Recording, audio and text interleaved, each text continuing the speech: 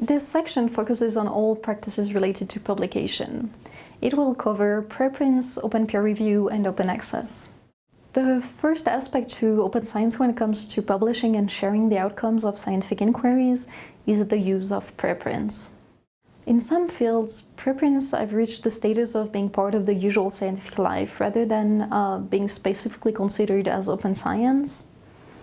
As we'll see, their contribution to open science is in increasing open access and shifting some of the power balance away from traditional publishers. In this part, we will consider preprints, and we will go through a number of questions about them. What are they? How did they emerge? Why use them?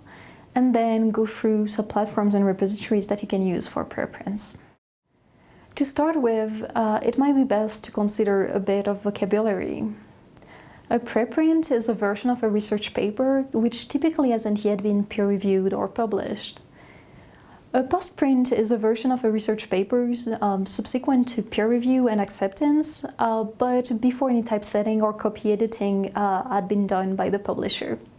It is also sometimes called a peer-reviewed accepted manuscript.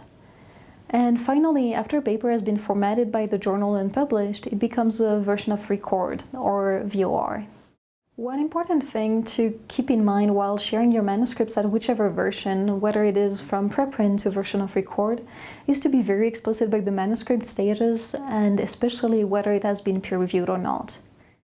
The first experiment with preprints took place in the 60s, and it was pioneered by the National Institutes of Health under the form of information exchange groups, or IEGs. At this point in time, the exchange groups actually took the form of thematic groups to which preprints were physically mailed. The experiment was quickly shut down, despite being described as an overwhelmingly positive experience by the members of these exchange groups. The main reason why this happened is that journal editors decided that they wouldn't publish any papers that would have been circulated through these exchange groups, and that effectively curtailed them. Additionally, the costs of these groups was increasing above the resources that could be allocated for them, and these two factors combined led to the end of this experiment. Later, in the early 90s, Archive was launched from the Los Alamos National Labs for papers in physics, computer science, and mathematics. Archive was the first preprint experiment to use electronic rather than physical copies of papers. And it was then followed by the launch of the Social Sciences Research Network a few years later, and then later on by Research Papers in Economics. Between 2007 and 2012, the publisher Nature also tried to have its own preprints called Nature Proceedings. 2008 was the birth of academia.edu and ResearchGate. Both of these platforms are kind of social media for researchers, but allow researchers to share both preprints and published articles. Finally, bioRxiv and PeerJ are two more preprints repositories launched in 2013. Preprints have become a lot more frequent over the last decade, and this has been driven in good part by the emergence of preprint repositories for greater diversity of fields. In summary, there are now more preprints in more repositories and covering a larger diversity of fields than ever. Another important change is that journals, including prominent journals, have shifted their policies toward being pro-preprint, and they don't only tolerate preprints, but also often encourage submission of manuscripts that have already been made public on preprints repositories. Preprints have a number of benefits. One, they accelerate the dissemination of work in progress to a wider audience. Two, they give immediate visibility to the research output, which can be useful, especially for early career researchers. Three, preprints can benefit from an improved peer review by encouraging feedback from the wider research community rather than only from a couple of reviewers that has been selected by an editor. Four, preprints are a fair and straightforward way to establish priority for discovery and ideas, as the date of publication as a preprint doesn't depend on the length of the publication process. Five, preprints can also improve the culture of sharing and communication within research communities. Six, they provide a two-way free access for both authors to publish their work and for users to read it. These benefits of preprints pretty much free the research output from a number of constraints related to the publication process. This includes the usually long duration of the review and publishing process, but also the fact that usually during the review process, only a very small number of peers will actually review your paper, usually less than a handful and selected by the editor. Finally, preprints also free scientific publications from prohibitive costs of publication. We will talk a bit more about these costs, both to publish and to access publication, in the section on open access. When choosing a preprint repository, you mostly want to take into account which discipline it tends to be specialized in, so that your preprint is actually found by the relevant readership. From the repositories we already mentioned in the history of preprints, we can mention some of the big repositories like archive.org, which is mostly physics, math, and computer science, or bioRxiv for biology, or medRxiv for health sciences preprints. Open Science Framework also offers a number of preprint repositories. In blue are shown the thematic preprint repositories that focus on a domain, a discipline, or specific methods. Outlined in red are some geographic or language-based repositories. Finally, and importantly, being published as a preprint does not prevent a manuscript from being published as a scientific journal. This idea that a given piece of work should be published only once and won't be published again is sometimes referred to as Ingelfinger's rule in reference to Franz Ingelfinger, the editor of the New England Journal of Medicine. He authored an editorial stating that contents can and should be published only once in scientific publishing. Thankfully, this is a myth and by now has been debunked. It is actually now common for journals not only to accept articles which have been already published as preprints, but to even have a bit more pro-preprint policies. As an illustration, this is the case for both science and nature journals. Science journals declare that they do support posting of research papers on not-for-profit preprint servers, and nature journals state that you can submit your preprint to any legal preprint sharing platform of your choice, and that publishing your research manuscript on a preprint server will not affect the way your article is handled when it is submitted, and will not jeopardize consideration as Springer nature journals. Finally, there are also some journals that offer easy ways to submit preprints for publication. Now we will explore two aspects of the relationship between open science and peer review. First, we will go through what is open peer review and the different practices that go with it. And second, we will address how, when acting as reviewers, you can take a stance for open science.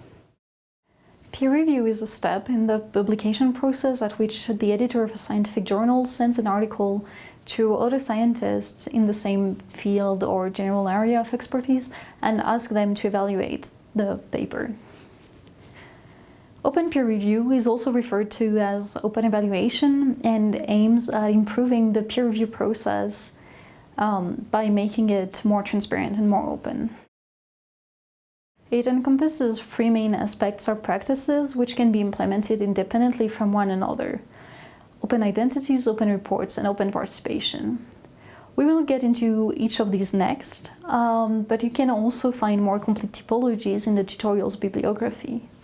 In most cases, peer review is anonymous, and it can be either simple blind, the author's identity is known by the reviewers, but the reviewers are anonymous, or double-blind, in which case both authors and reviewers are both anonymous. Blinding is supposed to help reduce bias during peer review in two main ways. First, by protecting authors from biases related to, among other things, having a traditionally feminine name or coming from less prestigious institutions. Blinding would also increase the quality of reviews by protecting reviewers from possible retaliation if they voice serious concerns or criticisms of their work. Yet, blinding might be relatively inefficient as it is often still possible to identify authors, and especially so in closed, small academic communities. Open identities refers to any scholarly review mechanism providing disclosure of author and referee identities to one another at any point during the peer review or publication process. You can also encounter open identities under the terms signed peer review or unblinded peer review. One aspect of open identities which has been put forward by its opponents is that what is gained in transparency also comes at the price of more bias and possibly less critical reviews. As we mentioned earlier, peer review usually involves a degree of blinding, and the main worry is that if authors and reviewers are no longer anonymous, peer review would be influenced more strongly by the biases that blinding aims to reduce. Additionally, some editors have voiced concerns that it would lead to more bland and less useful reviews. Open identities is most often implemented by giving the choice to reviewers to disclose or not their identities rather than as a general imposed policy. The idea behind open identities is to enhance transparency and accountability and further enable credit for peer reviewers. To this day, most studies have failed to show any strong effect of open identities on the quality of reviews. Open peer review is often used to refer to open reports, which means that reviews received by an article during the peer review process are made publicly available alongside the article once it's published. Importantly, this does not mean that the reviewer's identity is necessarily made public, which, as we've seen, is part of open identities. Overall, open reports aim at making the process of peer review more transparent. It is also assumed that it might increase the quality of reviews, and it's a practice that is more and more frequently adopted by journals. Even journals implementing open reports vary in how much of the pre-publication history they choose to share, including whether to share decision letters from editors, author responses to the reviewers, or in some cases also name of the handling editor. Currently, reports are only published for articles that have been accepted by journals and already published. But at least the journal eLife is seriously considering publishing reports for rejected articles as well. Open reports also contribute to making the peer review process more transparent. And they can actually also benefit newcomers to the review process by providing them with examples of peer review reports. Similarly, as for open identities, some concerns exist about how open reports would impact the quality of reviews. But there is also very little evidence to support any side. And as for many open science practices, we might actually learn a lot more about the effects of open reports in the upcoming years. Finally, open participation opens up who is allowed to peer review. Instead of reviewers selected by an editor, self-selected reviewers are allowed to comment on published papers. This can happen either in addition or instead of the classic peer review process. For instance, this has been implemented by journals like eLife and PLOS journals. For instance, PLOS journals have a system of comments in which everyone can provide feedback after publication. And that happens in addition to a regular pre-publication peer review. What is the relation of peer review to open science beyond the practice of open peer review? Well, reviewing is actually one of the moments at which you can influence science to be more open. It is an occasion to require data and code to be shared if they aren't, or to show appreciation when they are. When asked to review a paper, the first way you can help promote open science practices is by encouraging and showing support for papers and journals that have good open science practices. Showing support for papers means that, for instance, if you are reviewing a paper and it is doing good in terms of open science, you can mention it as positive aspects in your review. Showing support for journals, on the other side, means that you can choose to review, for instance, only for journals and publishers that match your own preferences in terms of open science and open access policies. That's one of the reasons behind the boycott of the publisher Elsevier, for instance. A second way to support open science is to gently ask for more transparency from authors when possible as part of your review. If the paper lacks open science, you can ask the authors in your review to remedy whichever aspects fall short of open science standards, for instance, by sharing their data, code, or materials if they aren't doing so. A stronger way to advocate for open science during peer review has been proposed by the peer reviewers' Openness initiative. Reviewers who sign the initiative commit to treating journal articles as incomplete if they do not comply with standards of openness.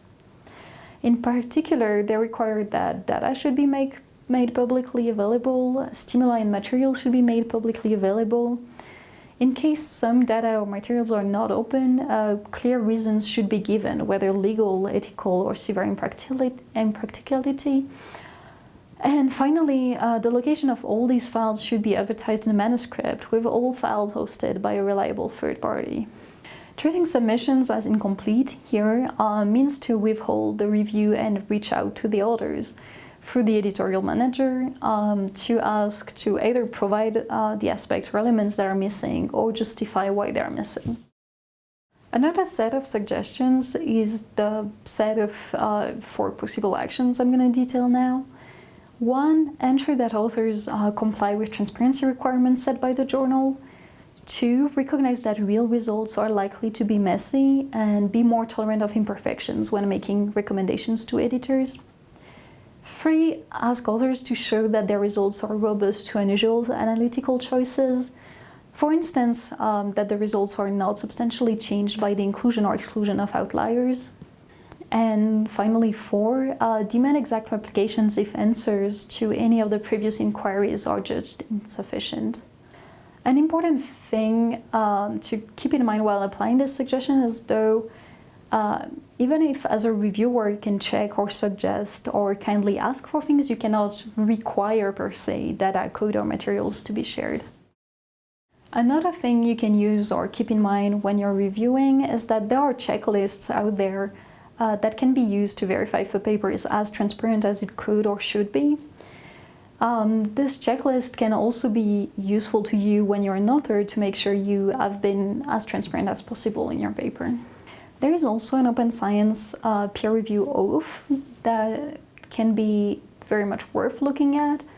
I'll briefly mention its 4 principles. 1, signing reviews by name, which refers to open identities. 2, review with integrity. 3, treat the review as a discourse with the author and provide constructive criticism. 4, be an ambassador for the practice of open science. The paper detailing the whole oath is linked somewhere in the course, and it actually provides a lot more detail on how to apply these principles if you're interested.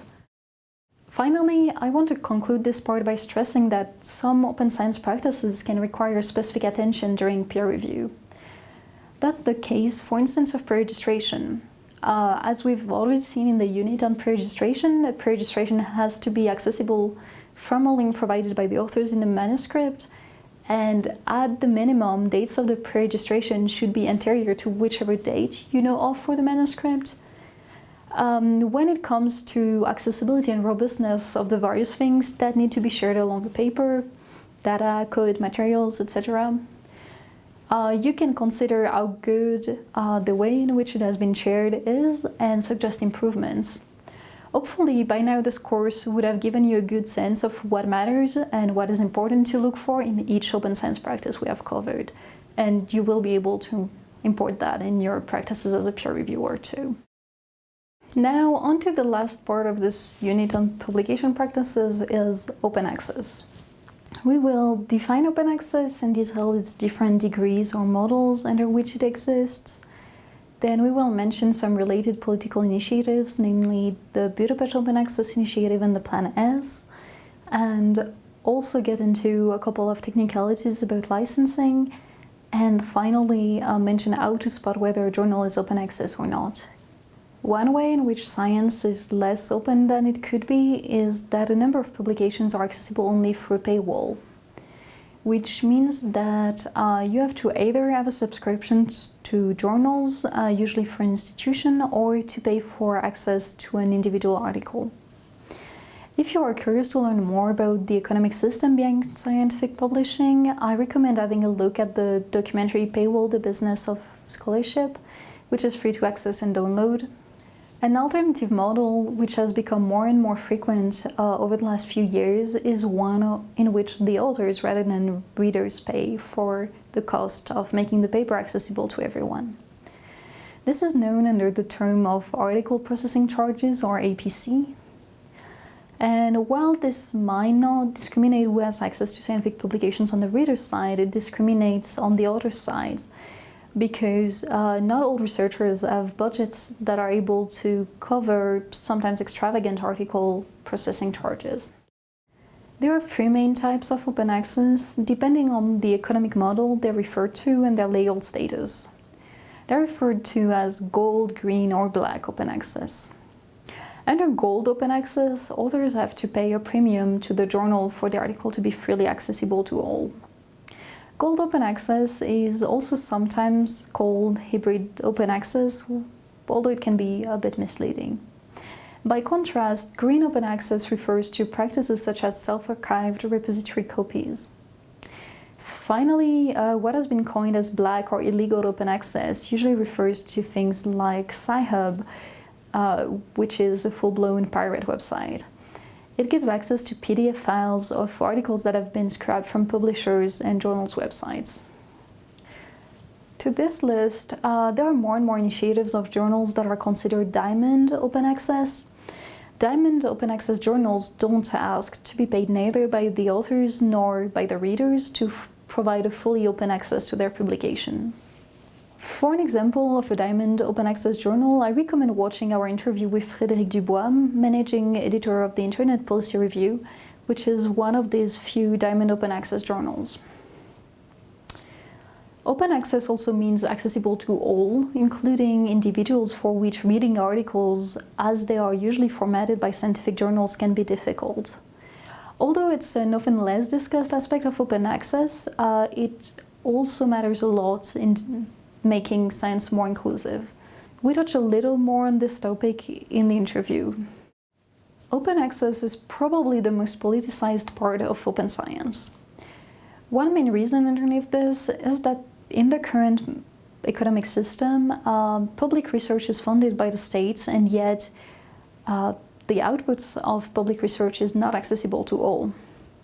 European states in particular have started to take collective action to increase the proportion of their research output to be open access. The Budapest Open Access Initiative is a public statement released on February 14th of 2002, and in order to increase the proportion of the research output to be open access, they push forward two complementary strategies. The first strategy is self-archiving, which means that authors make accessible whichever version they are allowed to share and make public of their papers. The second strategy is for the output of scientific research to be published in open access journals. Another initiative has been the Plan S, launched in 2018 by Coalition S, a consortium of national research agencies and funders from 12 European countries. S here stands for SHOCK.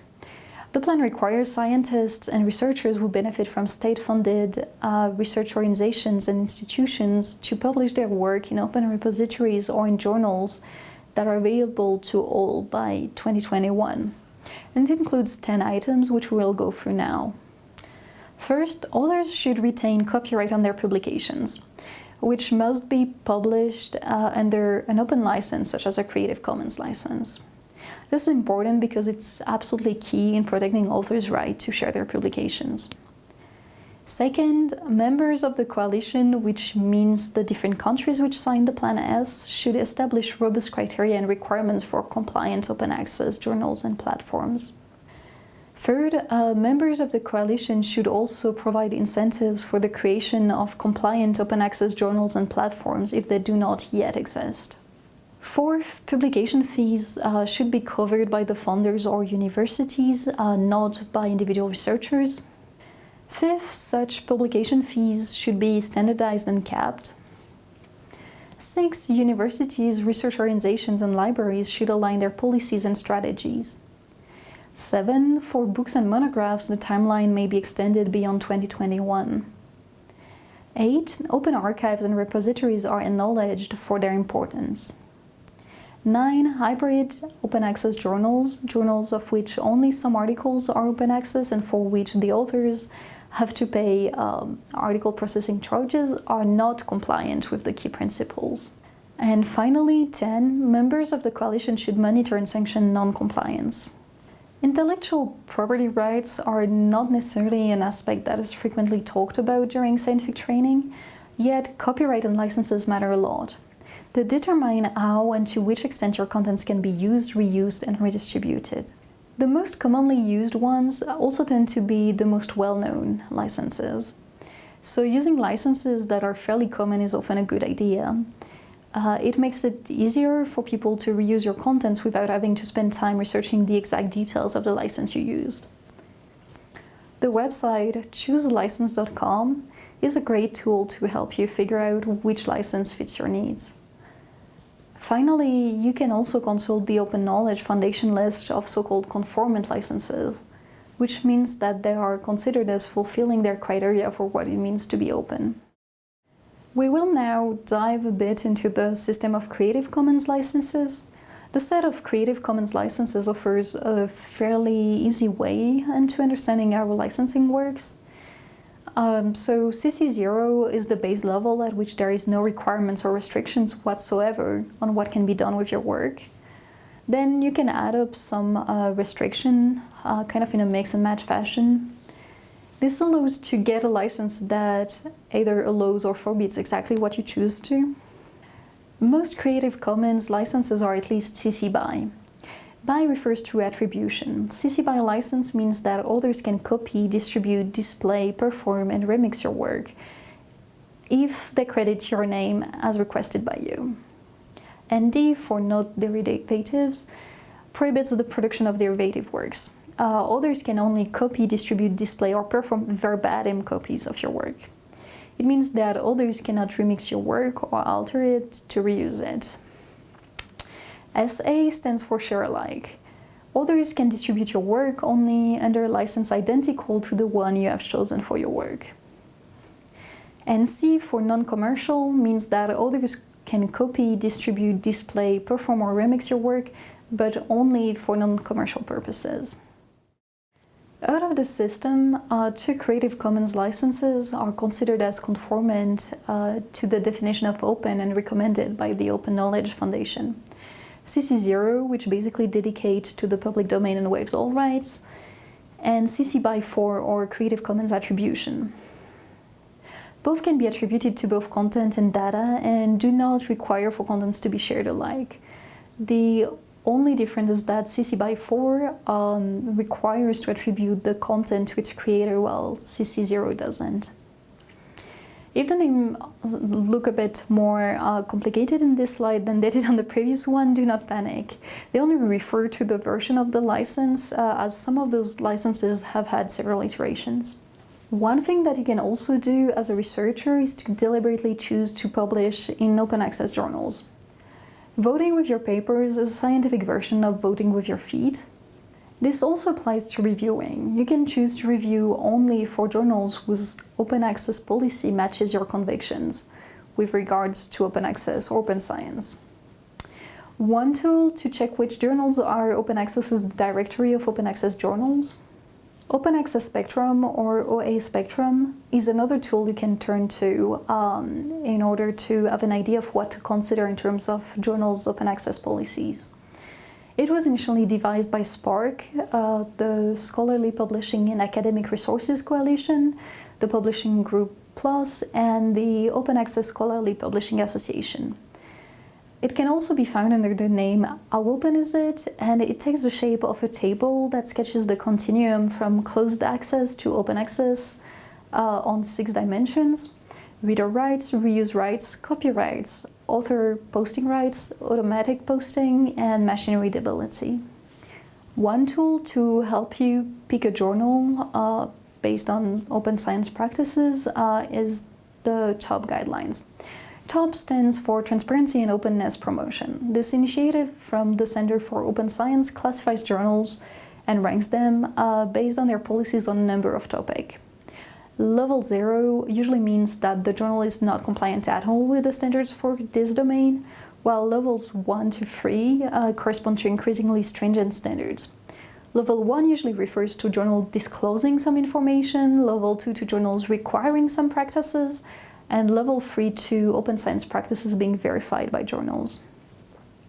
The different aspects covered by the top guidelines are citation standards, data transparency, analytic methods or code transparency, research materials transparency, design and analysis transparency, preregistration of studies, preregistration of analysis plan, and finally replication.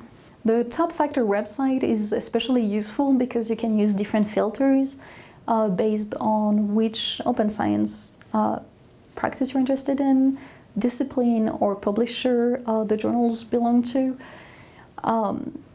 so that you can rank your journals based on those things. You can also order the results by the level they have on any one of the top factors, and in some cases, if you put your cursor on top of the blue dots by one of these level ratings, you can also access some relevant additional information. Finally, another way to evaluate where a journal stands on open science and open access is usually to look at their website and in sections like information for authors, about the journal or similar. But where to find each information tends to be a tad idiosyncratic and depend on each journal rather than being systematized. Some journals can also be fairly ambiguous in how they present their open access or open science policies, and not necessarily straightforward about which type of OA they actually offer. So that's the reasons why it might be better to turn to outside sources rather than journal's website to gauge that.